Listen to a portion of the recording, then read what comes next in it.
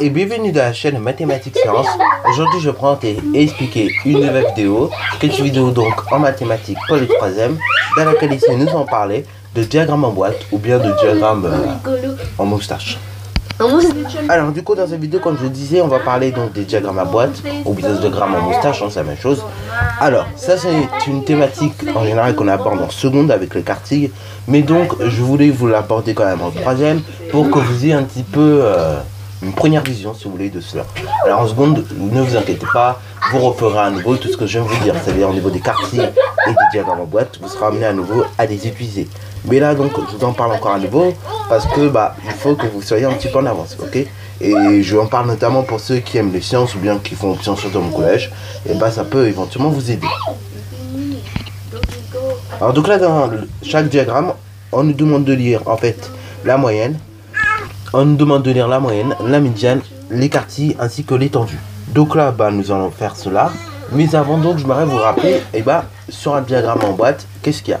Alors du coup, nous allons afficher tout en bas normalement un diagramme en boîte. Donc il s'agit d'un exemple, mais bien évidemment vous en avez tout plein d'autres. D'autres diagrammes en boîte, en gros, ça sert à représenter pas mal de choses. Sur un diagramme en boîte, on va pouvoir représenter par exemple les valeurs max et les valeurs minimales. On va pouvoir représenter également les premiers quartiles, les troisièmes quartiles ainsi que la médiane. Et on va pouvoir également y représenter la moyenne. Alors sur les diagrammes en boîte, vous pourrez constater tout de suite que les valeurs min, les valeurs max seront représentées par des petits traits et qui sont situés aux extrêmes de la série, enfin du diagramme plus précisément. Vous pourrez également constater que sur un diagramme en boîte, le premier et le troisième quartile forment les derniers côtés du rectangle, ok?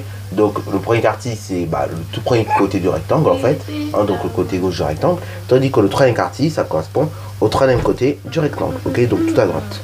Après donc vous avez à l'intérieur du rectangle deux choses. Vous avez un trait, donc ce trait là ça correspond à la médiane, tandis que vous avez une petite croix dessinée, donc la petite croix en fait ça correspond à la moyenne. Voilà. Donc tout ça pour vous dire en gros comment se construit un diagramme en boîte. Alors en général on va pas vous demander de construire, on va plutôt vous demander de lire des infos. Donc ça va peut être la moyenne, la médiane, ainsi de suite. Alors donc on va commencer par le premier diagramme en boîte. Alors là pareil, si vous êtes déjà un petit peu performant dans ce domaine là, vous pourrez quand même vous entraîner donc sur ces exemples là, donc j'en ai 3, afin de bien comprendre les choses. Alors du coup, premier diagramme en boîte, on va commencer par la moyenne. Donc moyenne. Donc la moyenne, on regarde, c'est représenté par la petite croix. Donc la moyenne, on voit qu'elle est à 4,5. Ensuite, on regarde donc la médiane. Donc la médiane, je vous rappelle, c'est représenté par le petit trait qui est à l'intérieur du rectangle. Donc médiane, on regarde le petit trait, c'est 4. Ensuite, on regarde donc les quartiles. De quartiles, il y en a deux, c'est pour ça qu'on vous a dit les quartiles. Donc on va regarder le premier quartile. Le premier quartile, je vous rappelle, on peut écrire premier quartile, certes, mais on pourra écrire très vite Q1. Ok, comme ceci. Donc premier quartile, c'est égal à quoi? C'est égal donc à ce côté-là, donc c'est-à-dire 2.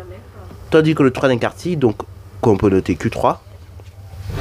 Donc troisième quartile qui correspond à Q3, c'est donc ce côté-là du rectangle, ça correspond donc à 6. Alors maintenant, on nous demande l'étendue. Donc là, étendue, je vous rappelle, c'est la différence entre la plus grande valeur moins la plus petite. Donc ça correspond à la plus grande valeur 8, petite valeur 1, donc c'est-à-dire l'étendue est égale à 7. Voilà. Donc vous voyez toutes les informations qu'on peut recoller sur un diagramme à moustache ou bien un diagramme en boîte. Vous voyez, c'est quand même assez incroyable.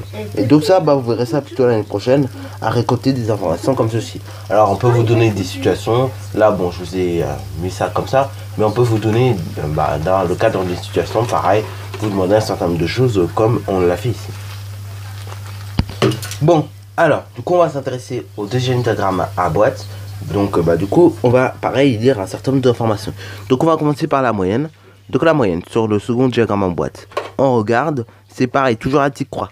Donc là ça correspond entre 12 et 16, donc 14. On regarde médiane. Médiane, on regarde à quoi ça correspond. Ça correspond au trait qui est donc à l'intérieur du rectangle. Donc ici ça correspond à 12.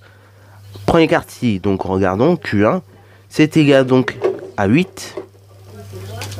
Q3, regardons qu'est-ce que ça donne. Q3, ça donne 20. Et après, donc, regardons au niveau, tout simplement, des étendues. Donc étendue, je vous rappelle, c'est toujours la différence entre la plus grande et la plus petite valeur. Donc du coup, c'est la différence qu'il y a entre 28 et donc 6. Donc 28 moins 6, ça vous donne tout simplement 22. Donc ça, c'est l'étendue. Après, on va s'intéresser donc au dernier diagramme. Donc on va y indiquer pareil la moyenne. Donc la moyenne, toujours à petite croix. Donc moyenne, ça correspond à 15. Ensuite, on va indiquer la médiane. Donc là, la médiane, on peut voir qu'elle est à 20. Donc médiane 20. Alors, après, on va indiquer les quartiles. Donc Q1. Q1, bah, on peut voir que ça correspond à 12,5. Et Q3, donc indiquons le troisième quartile, on peut voir que ça correspond à 27,5. Alors, après, donc, on va indiquer l'étendue. Donc l'étendue, c'est la différence qu'il y a entre la plus grande et la plus petite valeur. Donc l'étendue, c'est 40 moins la plus petite valeur 5. C'est-à-dire donc 40 moins 5, ça fait donc 35. Donc là, ici, l'étendue est 35. Voilà. Bon, sur ce, la vidéo est terminée. Donc si tu as bien aimé, n'hésite surtout pas à la liker, commenter et bonne récit à toi en mathématiques et en sciences.